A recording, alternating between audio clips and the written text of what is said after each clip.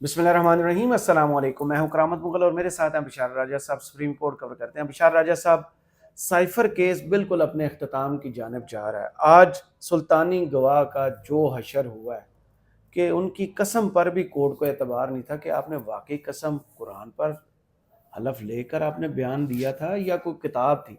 उसके अलावा कोई एक्सक्लूसिव स्टोरी फिर आप लेके बैठे हुए हैं और बता नहीं रहे।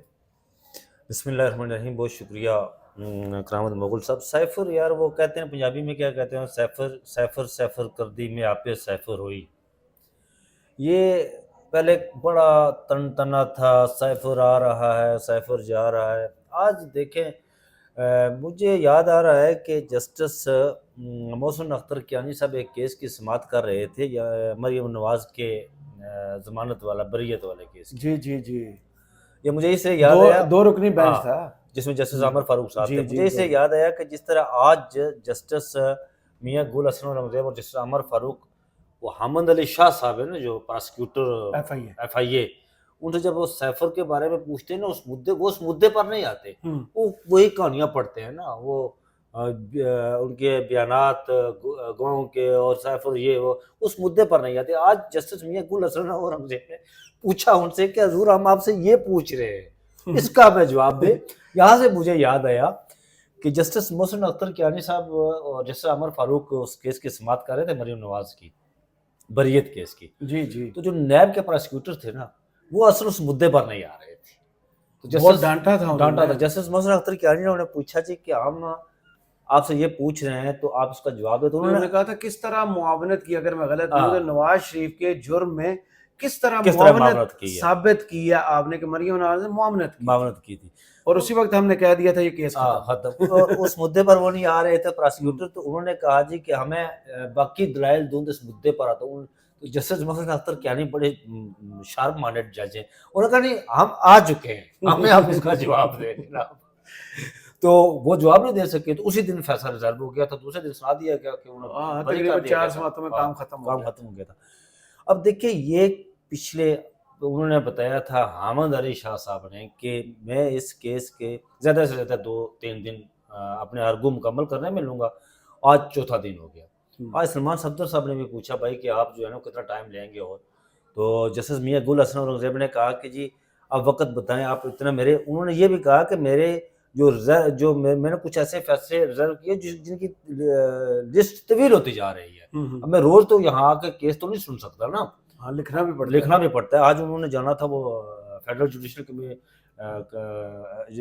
जजेस की वो जो नई आ रही है, जजेस की नहीं, वो नया कानून जो आ रहा है जी सालसी वाला, उस पर खिताब करने के लिए भी जाना था। तो उन्होंने पूछा जी कि जी, आज, 4 बजे। हाँ 4 बजे अहमद अली शाह साहब से पूछा। एक तो यार उस मुद्दे पर वो 164 का जो बयान है ना उनका, हम्म, जो आजम खान साहब ने दिया था, अब वो हर बंदे को पता है उस बयान की सुप्रीम कोर्ट ने भी तिया पाचा किया हुआ है। ये हाई कोर्ट भी बार बार से पूछ रहे हैं उसी बयान के मतलब। तो ये हजूर लेकिन वाला यार लोगों की कस्मों पर भी लोग एतबार ही ना एतवार, कर ये रहे। हजूर अब वाला। तो अदालत में ये चीजें नहीं, डिस्कस ये तो होना मुझे शुरू। बताएं, क्या हम्म। बंदा वैसे ये तो कह नहीं सकता, लेकिन वहाँ क्या पता है वहाँ पर उसने कुरान लेकिन क्या। हैरान कुन तौर पर आपको हाँ, याद होगा कि जब जो ही बयान इनका ख़त्म हुआ था, जो इन्होंने उधर सामने जज अडियाला साहब जेल के अडियाला जेल में दिया था, इमरान खान इनके पास चल के आए थे, उन्होंने थुपके एक दे दी ना, थपकी दी थी शाबाश गाल पर। शाबाश तो दी इसका थी मतलब ना। है सामने कुछ ऐसा बयान तो हाँ, दिया नहीं नहीं था था। ना। तो बाद में वो, अच्छा, एक तो बयान वो पहला था जो उनके, जो जब वो कहीं मर्जी से गए थे, या उन्हें क्या किया गया था। पता नहीं, आप बहुत सादे हैं। जजेस से भी पूछा था ना। हाँ, और तारक मुसव्वद साहब ने वो कहा था उस मामले की तरफ कोई भी जज नहीं शुमाली जाता। इलाका जात के सैर के लिए वो गए हुए थे, उनके ये भी। घर वालों ने हाँ, दरख्वास्त वापस ली थी तो मामला ख़त्म हो गया। हाँ। और ये पीर तक मुलतवी हो गया ना केस। जी। ये केस पीर को उसका फैसला हो जाएगा, पीर को फैसला रिजर्व हो जाएगा, अगले हफ्ते फैसला सुना देंगे। लेकिन ये मैं मुगल साहब, हर बंदे को पता है, इस पर कुछ मजीद कहने की जरूरत नहीं है।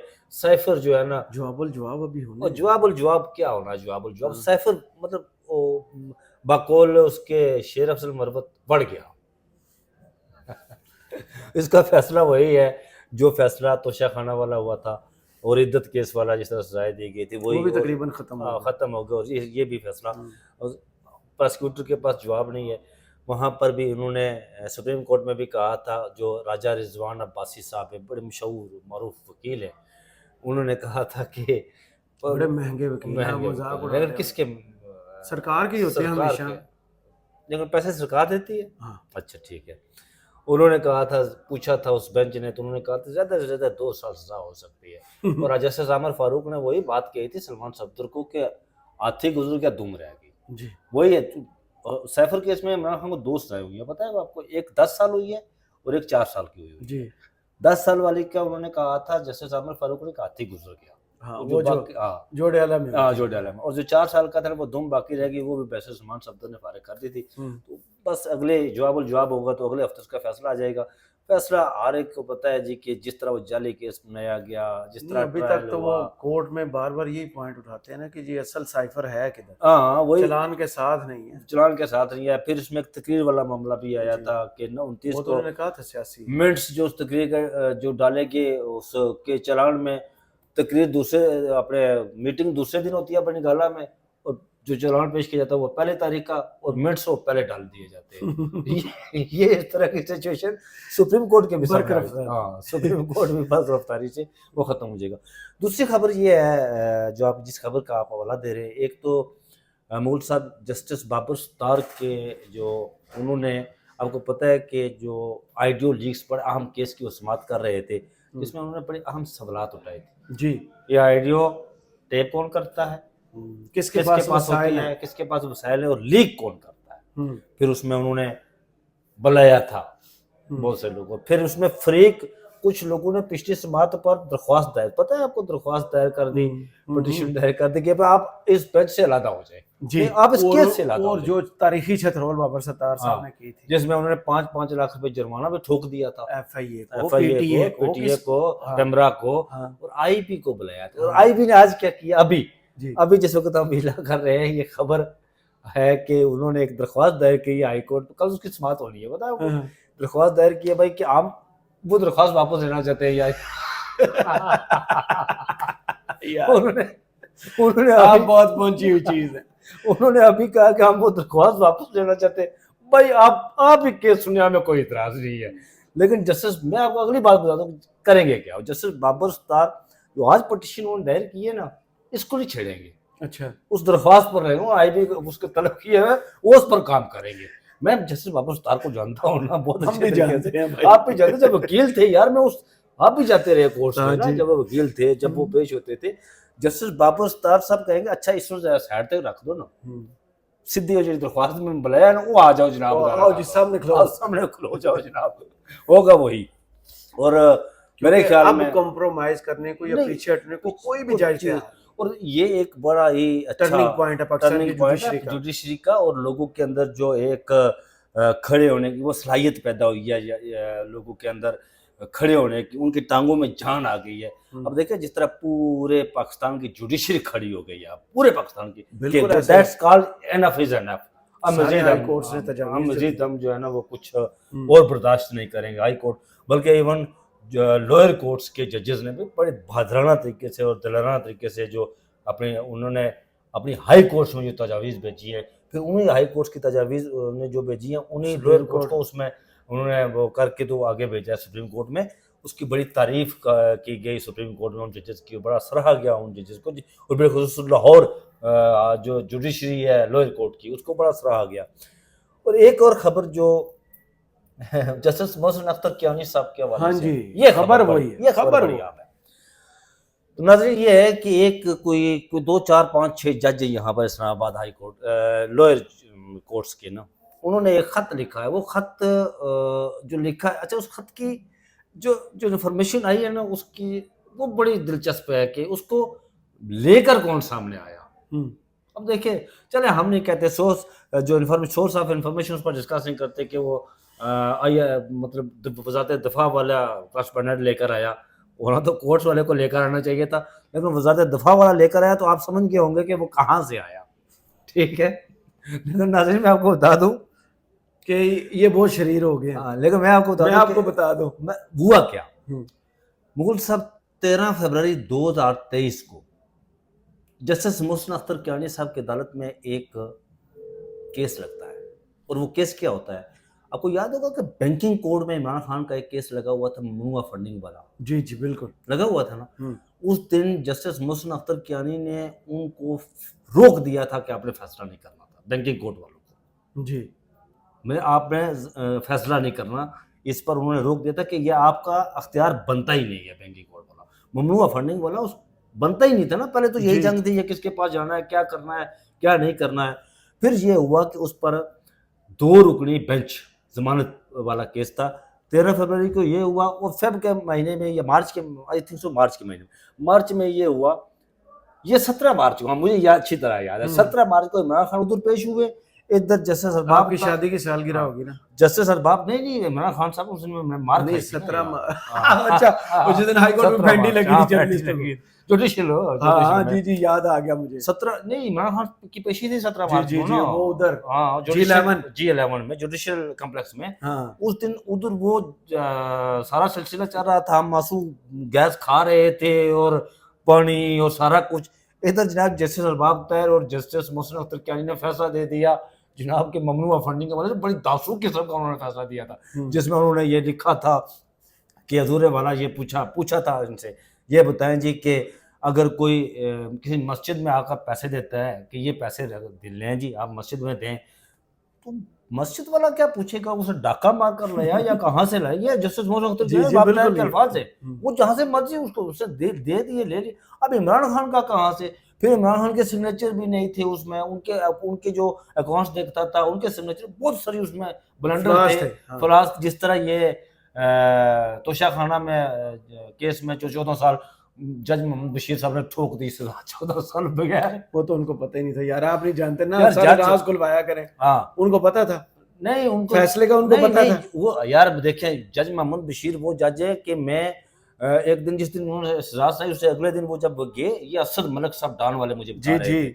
उन्होंने कहा वो बेड में गया, अदालत में गया तो उन्होंने सर पर पटका बांधा हुआ है ना, तो बैठे बीमार हुए थे, हैं, बहुत शदीद बीमार थे, तरीन। छुट्टियां मांग रहे थे, छुट्टी नहीं मिल वहां से रही थी। पैनाडाल ली, उन्हें छुट्टी मांगी, उन्होंने कहा नहीं भाई तूने आज इसको मुकाना ही मुकाना है, इलेक्शन से जनाब। पहले पहले हाँ, इसका मुकाना फैसला है, मुकाना है, मुकाना है, सजा सुनानी है। फैसला सुनाना है।